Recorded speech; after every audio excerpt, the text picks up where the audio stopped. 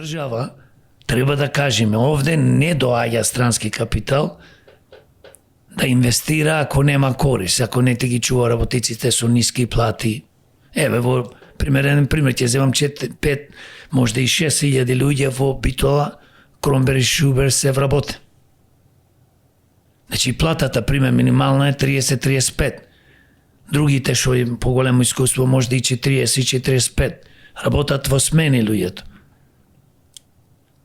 Зошто тие не земаат по 1500-2000 или над 1000 евра плата сите, како што викам, така треба да биде. Значи, кога ќе ти дојде некој од која и да е држава, тој не гледа да ти плати работниците повисоко, гледа пониско. Затоа што ако е, еве, Кромбер Шубер од Германија, таму може да треба да и плаќа по 3-4-5 евра месечна плата, тука за 40.000, ајде просек нека биди, во Кромбер и Шубер 45. И со тие пари пак е тешко да живееш. Значи, ние за да можеме да исплатиме плата, мора да имаме економија. Во моментот, ние мора да бараме 1000 евра плата и верувам дека може да се исплати. Многу фирми, не е битно дали се тоа ресторани, кафичи или производствени погони, фабрики, можат да исплатат.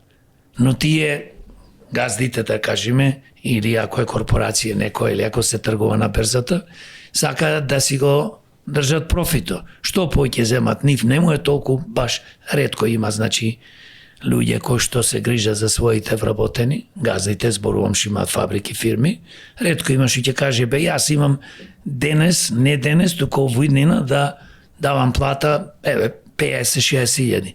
Нема никој. Но државата кој излезе да каже минимална плата ќе биде 1000 евра, па види да те кажам, ако не можеш ти да ја платиш, тоа го шо оди сам да работиш, а не да ги експлоатираш. Значи, за да имаме ние и повисоки плати од 1000 евра, и за да можеме овие да ги сплатиме, треба да се инвестира во економијата. Ако имаме ние катастрофална економија, не дека не можеме ни 24.300, затоа што ние имаме во сивата економија 30% невработени. Ако викаат властите 11, 12, 15% невработени по трудо се.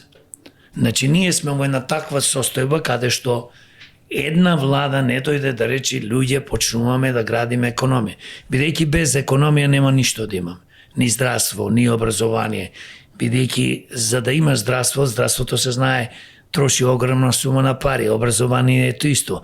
Војска, зборуваме за војска, и исто треба огромна сума на пари да се троши.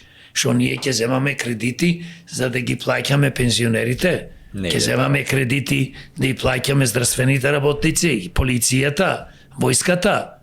И до кога така? Земеш кредити и после ќе ти кажи банките не може, или со 15-18%, и нормално еден ден ќе ти кажи толку не можеш поќе кредит и самата држава ќе банкнотира. А во меѓувреме, бидејќи не градиме наши фабрики, производствени погони, електрани и увезуваме електрична енергија, струја, увезуваме просто кажано, кој што не кошта 2 пати, 3 пати поскапо, и му ги даваме парите на странски фирми, тогаш ние како држава ќе пропаѓаме и ќе пропаднеме еден ден.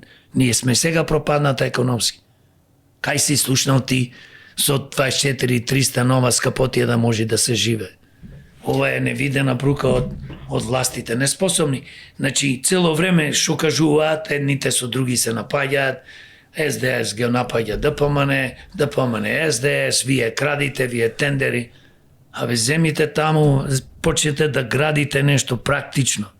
Зборуваат за нечист воздух, време земало, со години требало, ова и цело време истата приказа. Никој со конкретни мерки не застанал да каже од денес го чистиме воздух.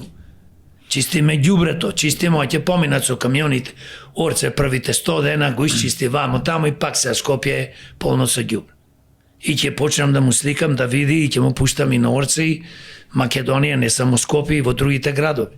Значи катастрофа.